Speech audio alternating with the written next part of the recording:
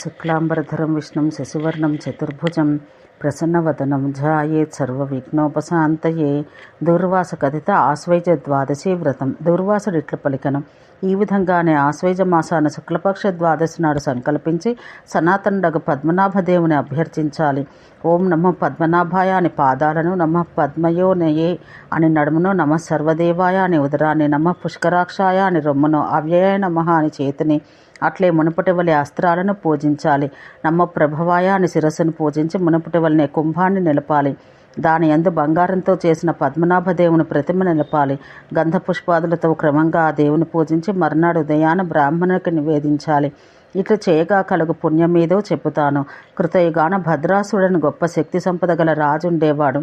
అతని పేరుతో భద్రాశ్వమన వర్షము అనగా దేశం ఏర్పడను. ఒకప్పుడు అతని ఇంటికి అగస్త్యుడు వచ్చి, నీ ఇంట 7 రాత్రులు ఉంటానని. ఆ రాజు తల వంచి అట్లే ఉండడు అని పలికెను. అతనికి మిక్కిలి సౌందర్యవతి అగు కాంతిమతి అని భార్య కలదు. ఆమె ముఖకాంతి 12 సూర్యులకు సమానమై ఒప్పడిది. ఆమెకు 500 మంది సవతులు కలరు. వారందరూ కాంతిమతి భయం చేత మనసులో లేని వారే బానిసల వలె ప్రతిదినం ఆమెకు సేవలు చేసేవారు. రూపం తేజస్సు గల ఆ సుందరిని భయంతో ఆమెకు సేవలు చేస్తున్న సవతులను అగస్త్యుడు చూసెను. రాజు మాత్రం ఆమె ముద్దు ముఖంనే చూచుండేవాడు.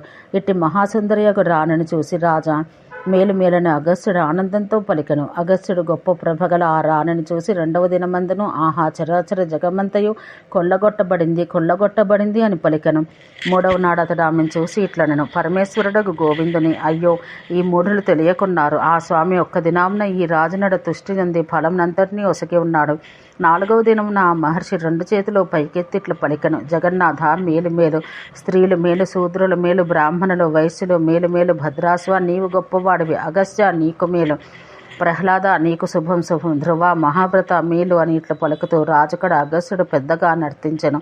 పత్ని సహితుడైన ఆ రాజు ఇట్లున్న అగస్త్యుని గాంచి, బ్రాహ్మణోత్తమ, నీ ప్రమోదానికి కారణమేమి? ఏలా ఇట్లా నృత్యం చేస్తున్నావని అడిగాను. అయ్యో రాజా, నీవు పాడురాజువు, మూర్ఖుడివి. ఈ నీ సేవకులందరూ మూర్ఖులు. నీ పురోహితులు అయ్యో ఎంత మూర్ఖులు, నా అభిప్రాయం ఎరగకున్నారు. ఇట్లు పలకగా రాజు చేతులు జోడించి, మహర్షి, నీవు పలికింది మేము ఎరగకున్నాము. మా యందు అనుగ్రహం కలవాడవే తెలుపుము అని పలికెను. అందుకు అగస్త్యుడు, ఈ నీ రాణి పూర్వం విదిశాదేశ నగరపు వైశ్యుడు హరిదత్తుని దాసి, నీ భార్య, నీవు హరిదత్తుని సేవకుడవు, శూద్రుడవు. ఓ మహామతి, ఆ కోమటి ఆశ్వయుజ మాస ద్వాదశి నాడు నియమం నందు స్వయంగా విష్ణుని ఆలయమును కరిగి పుష్పాలతో ధూపాలతో హరిని అభ్యర్థించి రక్షపాలకులకు మీ ఇరువురిని దీపములను వెలిగించుటకే నియోగించి తన ఇంటికి అరిగెను. వైశ్యుడట్లు అరగగా మీరిరువురు దీపాలను వెలిగించి తెల్లవారు వరకు రాత్రి అంతయు మేల్కొని అట్లే ఉండిపోతుని.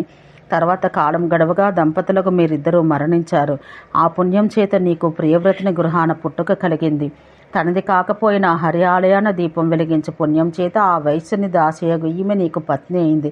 ఇక తన సొమ్ముతో విష్ణుని ముందు పెద్ద దీపం వెలిగించిన వాని పుణ్యమెట్టిదో లెక్కించుట సాధ్యం కాదు. అందుచేత హరి సాధు అని నేనంటిని. వివేకవంతుడు కృతయుగాన 1 ఏడును, త్రేతాయుగాన 6 మాసాలు హరికి భక్తి చేయుటతో ఇది సమానం, సంశయం లేదు. 3 నెలలు ద్వాపరాణ భక్తితో పూజించిన ఫలం కలియందు నమో నారాయణాయ అనుటితో లభించును. అందుచేత విష్ణునియందలి భక్తితో జగత్తు కొల్లగొట్టబడింది అని నేను పలికితిని. దేవుని ముందు ఇతరుల దీపం వెలిగించడం వల్ల రాజా ఇట్టి ఫలాన్ని నీవు పొందావు కనుక హరికి దీపం పెట్టు ఫలాన్ని 3 ఎరగకున్నారని నేనంటిని. ఈ విధంగా ఏ బ్రాహ్మణులు రాజులో భక్తితో వివిధములుగా యజ్ఞాల చేత కొలుతురో వారిని సాధువులుగా లోకం సంభావించును. నేను ఆ హరిని విడిచి ఇతరుని ఈ భూమండలాన చూడను. అందుచేత అగస్త్య ధన్యుడవని నన్ను నేను గొప్ప ఆనందపు పొంగుతో ఎగిరి గంతులు వేచి కొనియాడుకుంటుని. ఆ ఇంటి ధన్యురాలు ఆ శూద్రుడు ఇంకనూ ధన్యుడు. ఏలాన ప్రభువు సేవ చేస్తూ అతని పరోక్షాన హరిపూజ కావించెను. ఆ స్త్రీ ధన్య. అట్లే ఆ శూద్రుడు ద్విజుల సేవయందు మిక్కిలి ప్రీతి కలవాడు కనుక మరింత ధన్యుడు. వారి అనుమతితో హరియేడుల భక్తిని చేసిరి. కావున ఆ స్త్రీని ఆ శూద్రుని గురించి మేలంటని. రాక్షస భావాన్ని పొందియు ప్రహ్లాదుడు పురుషోత్తముని కాక ఇతరుని ఎరగకుండెను. అందుకై ప్రహ్లాదుడు ఎంత సాధువు అంటని. ధ్రువుడు ప్రజాపతి కులాన పుట్టి పిన్న వయసందే అడవి కరిగెను. విష్ణువును ఆరాధించి పరమశోభమైన పదమును పొందెను. అందువల్ల ఆ ధ్రువుని మహిమను నేను కొనియాడాను. ఇట్లు మహాత్ముడుగా అగస్త్యుని మాట విని రాజు మునిపుంగవుడు అతన్ని ఒక చిన్న ఉపదేశం గురించి అడిగాను. మహానుభావుడుగు అగస్త్యుడును కార్తీక మాసాన పుష్కరాన కరుగుచు భద్రాసుని ఇంటి కరిగినప్పుడు అతడు తనకి ఏదైనా చిన్న ఉపదేశం చేయమని అడిగాను. ఆ ముని వరుడును ఆ మునివరుడును రాజుకు ఆ ద్వాదశి వ్రతం గురించి చెప్పాను. నేను నీకు చెప్పిన దీన్నే ఆ మునిపొంగవుడు ఆ రాజుకు ఎరిగించెను చెప్పి మరలా అగస్త్యుడు ఆ రాజసత్తములతో ఇట్లనెను, నేను పుష్కరానికి వెళ్తున్నాను, మరలా నీ ఇంటికి వస్తానని పలికి ఆ మహర్షి అక్కడికక్కడే అదృశ్యుడయ్యాను. ఆ విధానంతో రాజును పద్మనాభ ద్వాదశి నాడు ఉపవాసం ఉండి ఈ జన్మమున కోరిన కోరికలన్నింటినీ పొందెను. భార్యలతో కూడిన ఈ రాజును ఆ విధంగా ద్వాదశి నాడు ఉపవాసం ఉండి ఈ జన్మమున పుత్రుల్ని పౌత్రుల్ని పొందెను. ఓం శాంతి శాంతి శాంతి.